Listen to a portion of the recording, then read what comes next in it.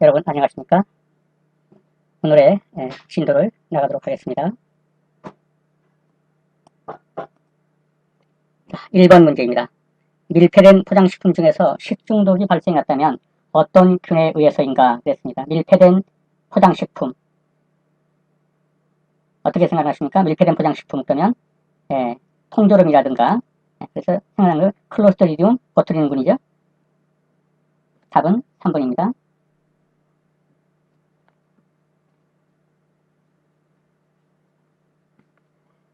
밀폐된 포장식품에서 식중독이 발생했다면 클로스트리디움 보툴리눔은 통조림 식품, 밀폐된 포장식품에서 기인하는 것입니다. 그래서 나오면 반드시 꼭 이런 형식이에요. 밀폐된 포장식품 또는 통조림 이렇게 나오면 클로스트리디움 보툴리눔. 지난번에 말씀드렸죠? 이것이 꼭 일치한다고 볼 수는 없지만 클로스 그러면 뭐가 생각나세요? 클로스 그러면 닫혔다, 밀폐되었다 이런 말이죠. CLOST 리디움 비슷하죠? 클로스트리디움 보툴리눔. 병원성 대장균은 우유, 가정에서 만든 마요네즈 이런 것이 있고요. 아리조나균은 조류입니다. 아리조나균 조류. 살모넬라 어패류는 난류, 계란 같은 거죠. 육류, 채소, 샐러드 이런 것도 유리하는 겁니다. 제일 많이 나오는 거 밀폐된 포장용기 또는 통조림, 클로스트리디움 보툴리눔균. 2번입니다. 답은 4번이고요. 2번. 독성군인 테트로도톡신을 갖고 있는 것은 기억나시죠? 독성군인 테트로도톡신. 제 친구 복태 얘기를 해드렸죠. 보고독을 넣고 테트로도톡신이라는 독성을 마시 잘못된 친구. 그래서 복태, 보고독, 테트로도톡신은 보고독. 답은 3번입니다. 쌀뜨물 같은 설사를 유발하는 경구감염병의 원인균은 무엇이냐? 이건 그대로 그냥 외워두십시오. 콜레라균입니다. 문제는 똑같이 나옵니다. 쌀뜨물 같은 설사를 유발하는 경구감염병. 왜냐하면 대부분 설사는 다 해요. 그런데 이 장 쪽에 이 경구감염은 쌀뜨물 같은 설사, 콜레라균. 답을 그대로 그냥 남겨두시면 됩니다. 다음 4번입니다. 식품에 식용을 뿌리는 염장법은 무엇이냐? 염장법 몇 가지를 했죠. 첫째는 이렇게 소금물에 생선을 담궈버리고 하는 염장법. 그것이 뭐라고 그랬습니까? 그것은 물간법이라고 그랬어요. 물간법. 이 간이 된 물에다가 집어넣는 거죠.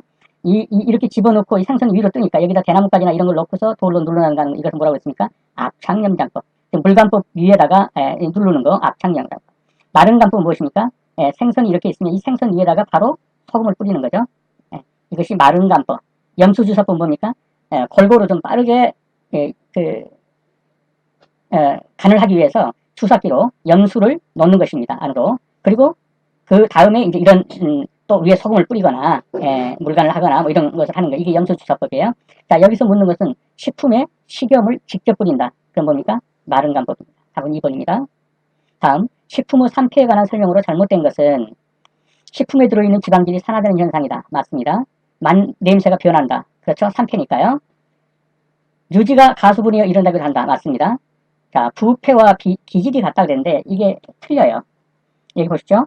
부패는 단백질 식품이 뭐에 의해서? 혐기성 미생물에 의해서 변질되는 것이고요.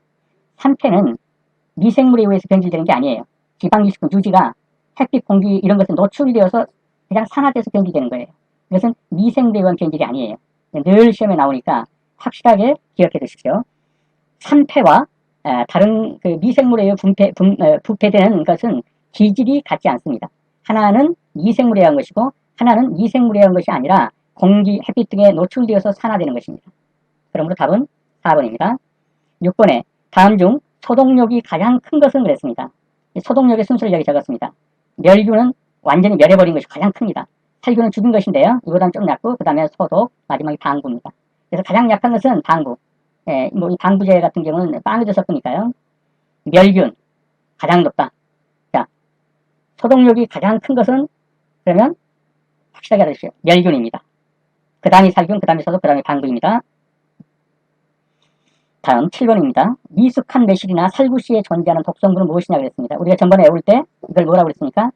청매라고 그랬죠? 그래서 뭐 심청하는 노래를 불렀다 뭐 이렇게 한 적이 있었죠? 청매는 뭡니까? 아미그달린입니다. 그래서 덜 익은 매실, 청매, 그 다음에 살구 이런 것에 들어가 있는 것이 아미그달린이라는 독소입니다. 그 다음에 이 고시풀, 뭐 복태가 먹고 다녔다 그래가지고 제가 말씀드린 적 있죠? 목화씨는 고시폴이다. 동미나리가 시크톡신입니다. 아트로핀은 뭐죠? 미치광이 풀입니다. 미치광이 풀. 자, 이거 보십시오. 아트로핀, 미치광이 풀, 시크톡신, 동미나리, 코시폴, 목화씨에 존재하는 독성분. 그래서 지난번에 제가 그 이야기로 말씀드렸던 그걸 한번 떠올려보세요. 먹고, 복태가 어디 나왔다고 그랬죠? 목포를 나왔다. 그래서 목포고등학교 나왔다 이렇게 해가지고 그 이야기가 있었죠. 복태, 버거독이 테트로도톡신이고 목화씨가 코시폴이고. 그래서 답은 미숙한 매실이나 살구씨에 존재하는 것 아무기 달리입니다. 자, 8번입니다. 식품과 독성분이 잘못 연결된 것은 복태가 감자 들고면서 솔라시도 그러고 온다고 그랬죠. 감자의 솔라인. 자, 조개류는 사실은 두 가지예요. 조개류는 어떤 조개가 있습니까? 모시조개. 그 다음에 뭡니까? 그 홍합, 대합. 자, 모시조개에 들어있는 것은 이건 베네루핀이라는 독입니다. 베네루핀. 홍합이나 대합에 들어있는 독은 이게 뭡니까? 삭시톡신입니다. 삭시톡신. 여기서 조개류, 삭시톡신 그러면 맞다고 봐야겠죠. 홍합, 대합이 조개류니까. 모시조개도 물론 조개류지만 모시조개는 베네루핀이다. 그 다음에 동미나리가 베네루핀에 틀렸죠. 동미나리는 뭐였습니까? 위에서 보듯이 시크톡신입니다. 동미나리는 베네루핀은 뭡니까? 요거는 모시조개이고 동미나리는 시크톡신. 그거는 테트로톡신. 그럼 답은 뭡니까? 3번이죠. 9번입니다. 식품 취급자의 화농성 질환. 바로 떠올라야죠. 화농성 질환에 감염된 식중독은 무엇이냐 그랬어요? 뭡니까? 황색 포도상 균이죠.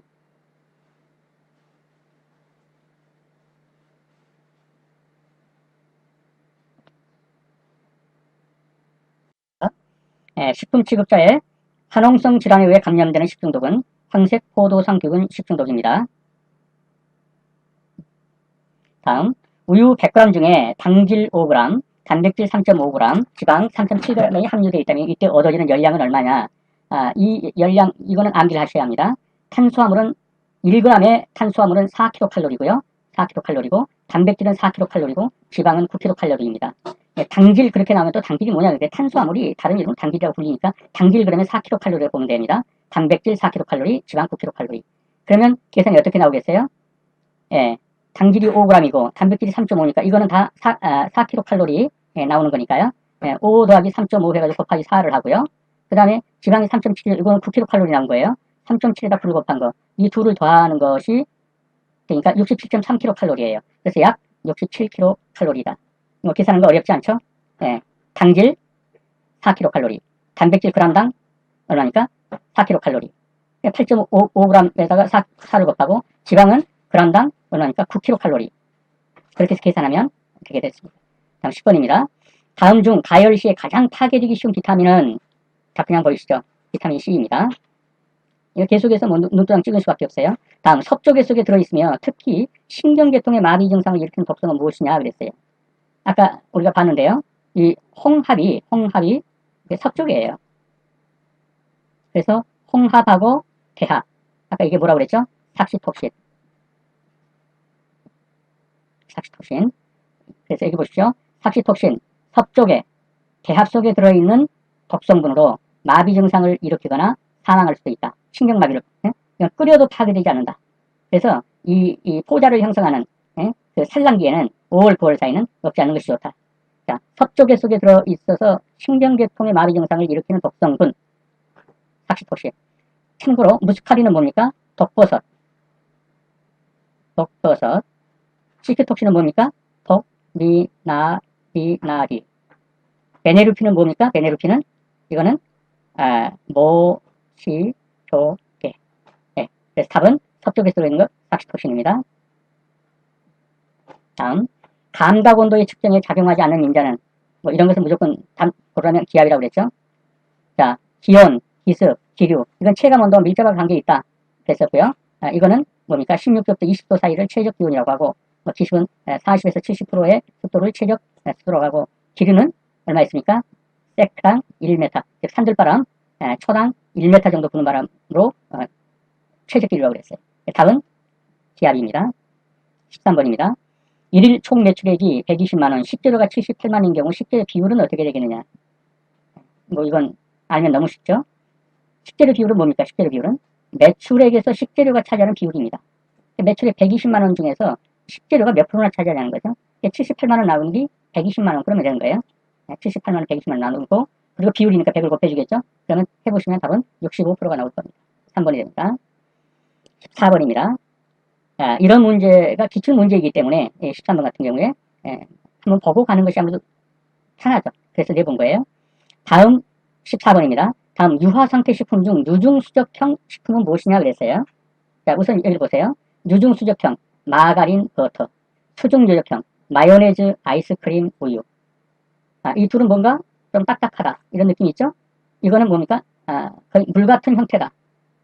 액체 상태다. 이거는 약간 고체 상태다. 이거는 약간 액체 상태다. 이 둘 다 뭐가 있습니까? 유지, 즉 지방하고 플러스 물이 있어요. 마가린이나 버터도 해보면 지방질과 물이 있을 거고요. 수중조직형도 물하고 지방이 섞여 있어요. 마요네즈 뭐 이런 것도. 그런데 이거는 뭡니까? 기름 속에, 이유가 기름이죠. 기름 속에 물이 적재되어 있다 이런 말이죠. 섞여는 있는데 뭐가 좋냐 지금 이거예요. 그냥 딱딱한 거. 그거는 유중수적형이다 이렇게 보면 돼요. 기름이 굳어져 있으니까 마가린, 버터.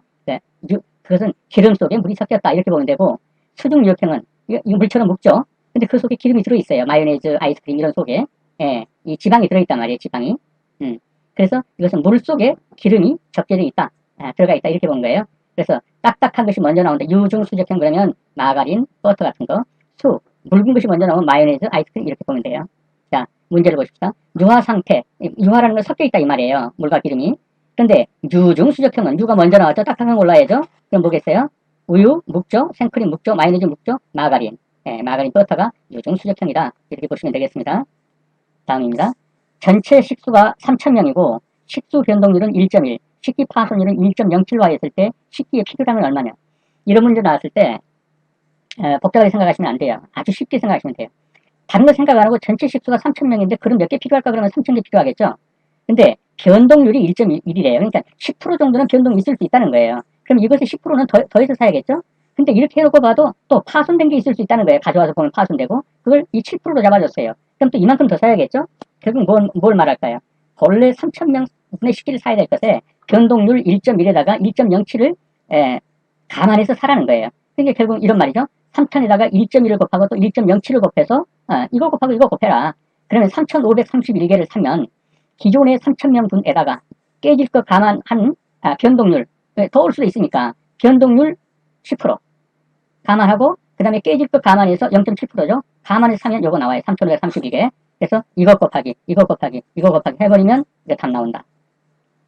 그리고 곱하기는 그 CBT 시험실에 가면 이 모니터에 계산기가 뜨기 때문에 그 계산기로 계산하셔도 되고요. 또는 조금만 용지를 달라면 주니까 그걸로 수기로 계산하셔도 됩니다. 다음입니다. 16번. 그래서 답은 뭐였습니까? 3,531이고요. 이게 아니죠. 3,531이 어디에 있어요? 여기 있네요. 2번이 답이죠. 16번입니다. 겨자를 갤 때 매운맛을 강하게 느낄 수 있는 온도는 몇 도이냐 그랬어요. 옆에 참조를 보세요. 겨자의 매운맛을 시니그린이라고 해요.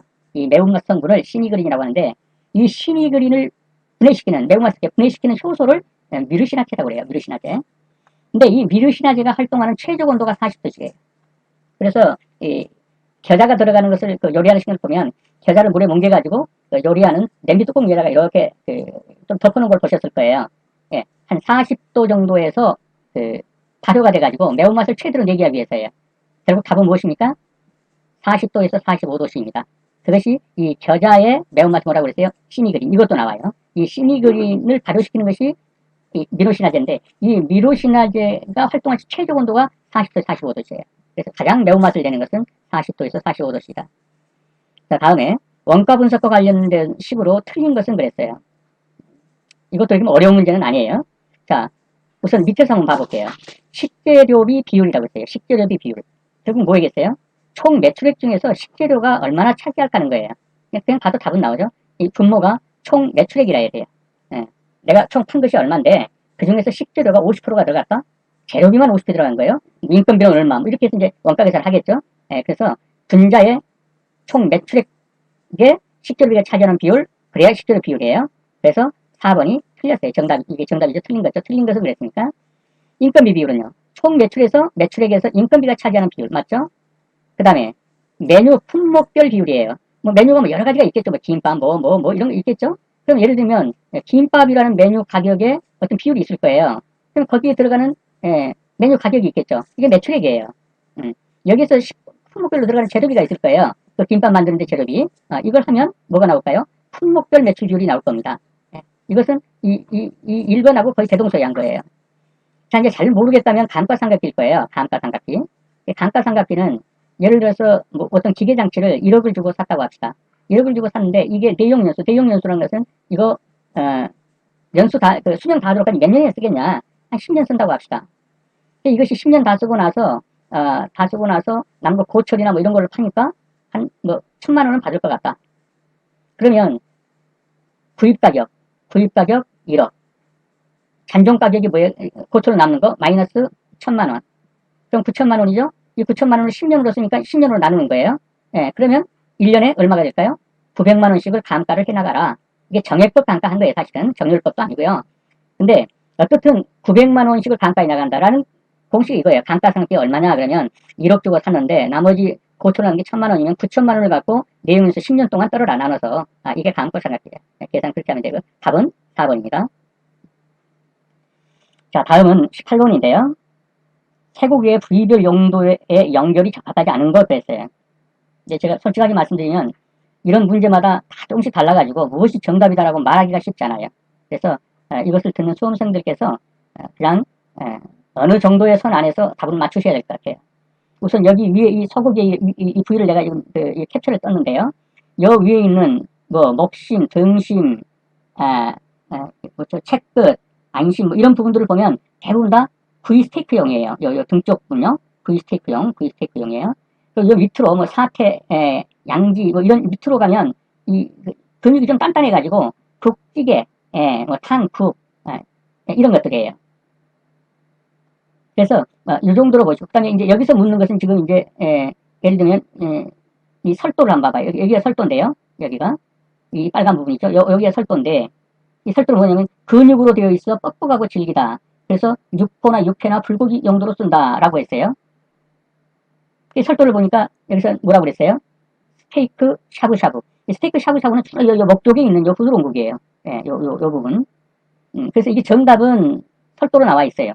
그러니까 앞다리죠? 이 앞다리도 보면 탕, 육회, 장조림 그랬는데 이거하고 완전히 일치하지는 않아요. 뭐 육회는 들어있고, 탕, 육회, 장조림. 그래서 다른 문제들과 이걸 봐도 사람마다 이게 뭐 문제마다 다르고 해서 이것이 정답을 어떻게 한다고 제가 말씀 못 드리겠는데요. 일반적으로 이래요. 우둔살은 산적, 장조림, 육포. 대부분 요것은 맞아요. 우둔살은. 우둔살. 우둔살이 요 부분이죠. 그 부분은 대부분 맞고요. 목심, 불고기 국거리 그랬어요. 목심. 근데 여기서 좀 틀리죠. 뭐 여기는 이렇게 나와 있는데. 근데 스테이크 샤브샤브가 설도가 아니라는 건 분명한 것 같아요. 이 부분은. 그래서 수험생들께서는 요 윗부분에 해당되는 윗부분에 해당되는 이 부분은 주로 구이와 스테이크더라 다. 그렇게 되고 요 밑에 부분이 질긴 부분은 국탕 종류로 들어가더라. 이 정도 아시고 문제가 나오면 감으로 푸셔야 될 것 같아요. 그 이상은 저도 이것에 대해서는 아는 게 없어요. 넘어가겠습니다. 다음 건성류에 대한 설명으로 옳은 것은 그랬습니다. 우선 이 밑에를 보십시오. 건성류가 뭐냐 이거죠. 불포화도가 높은 지방산이 다량 함유된 것이다. 이것을 공기 중에 방치하면 굳어요. 여기에 속하는 것이 아마인류, 호두유, 들깨유, 잔류 이런 것이 건성류에 속한다. 올리브유와 낙화생유는 불건성류이다. 그리고 불건성류는 산소와 화합하기 어려워서 공기 속에 방치하여도 수지상으로 그러니까 액체 그대로 고체화나 건조되지 않고 액체 그대로 있다는 거예요. 그런데 건성류는 상수와 반응을 잘해가지고 굳어요. 불포화도가 높은 지방산이다. 자, 이 정도로 해석을 풀어보죠. 건성류, 고도의 불포화 지방산이 함량이 많은 기름이다. 맞죠? 포화 지방산이 함량이 많다. 이건 아니죠. 포화 지방산이 많다라는 것은 아니고요. 다음, 공기 중에 방치해도 피막이 형성되지 않는 기름이다. 방치는 굳는다고 그랬죠. 대표적인 건성류는 올리브와 낙화석류가 있다. 올리브와 낙화석류는 뭐라고 했어요? 불건성류라고 그랬죠. 공기 중에 방치하면 얘는 굳는다는 거예요. 피막이 형성되고. 포화지방산이다? 아니다. 불포화지방산이다. 그러면 답은 뭐예요? 고도의 불포화지방산의 함량이 많은 기름이다. 그래서 건성류 그러면 하나 알아두고 불포화지방산이 많은 기름이다. 그 다음에 공기 중에 방치하면 피막 또는 고체화된다. 붓는다. 대표적인 건성류에는 아마인유, 호두유, 들깨유, 잔유 이런 것이 건성류가 있다. 올리브유나 낙화생유는 뭐다? 불건성유이다. 불건성유이다. 공기 중에 노출되어 놔둬도 굳어지지 않고 묽은 것인 상태로 남는다. 답은 1번입니다.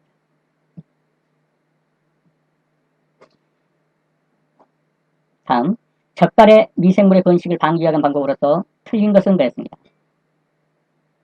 우선 젓갈의 미생물의 번식을 방지하려는데 수분 활성도를 높이면 되겠습니까? 수분 활성도를 높이면 미생물 들어가 살라는 게 세균 들어가서 집지라는 거죠. 그냥 봐도 답은 그건 틀린 겁니다. 자, 보존료를 사용해라. 미생물을 억제하겠죠? 방습 포장을 한다. 물기가 못 들어가게 하는 거예요. 습도가 못 들어가게. 그렇죠. 수증기 투과성이 적은 포장재를 사용한다. 전부 다 뭡니까? 물기를 막는 거예요. 즉 뭡니까? 수분 활성도를 적게 하는 겁니다. 간을 하는 것 자체부터 수분 활성도를 낮추는 것이고요. 이런 포장재들 투과성이 적은 포장재에서 방습 포장한다. 이건 다 수분 활성도를 낮추는 거예요. 보존료를 사용하는 것은 아예 그 안에서 미생물의 번식을 억제하겠다는 거고요. 그런데 수분 활성도를 높인다 그러면 미생물 들어서 아주 들어가 살라 이 얘기 때문에 이건 틀린 거예요. 자, 어케리에 20% 내외의 소금을 넣어서 부패를 억제하면서 미생물의 작용으로서의 분해 발효 숙성시켜서 이것을 젓갈을 만드는 것이에요. 그런데 수분 활성도를 높이는 것은 뭐예요? 젓갈의 미생물을 번식시켜서 오히려 부패하기 쉽게 만드는 거예요. 이 젓갈이 묽어지면, 즉 물이 많이 들어가 묽어지면 어떻게 돼요? 부패하기 쉽게 되죠. 수분 활성도를 높이면 안 돼요. 답은 1번이 되겠습니다. 네, 이상입니다. 수고하셨습니다. 네, 여러분 수업하시느라 수고 많으셨습니다. 저희 채널은 조리기능사 필기시험과 실기시험 동영상을 제작으로 조리기능사가 되려고 하시는 분들에게 약간이나마 도움을 드리려고 하며 더 나아가서는 미래 조리사 여러분들의 역할의 새로운 장르를 열어보려고 합니다. 여러분과 함께 성장하는 채널이 되도록 노력하겠습니다. 여러분의 구독과 좋아요는 이 채널을 운영하는 데 큰 힘이 됩니다. 감사합니다.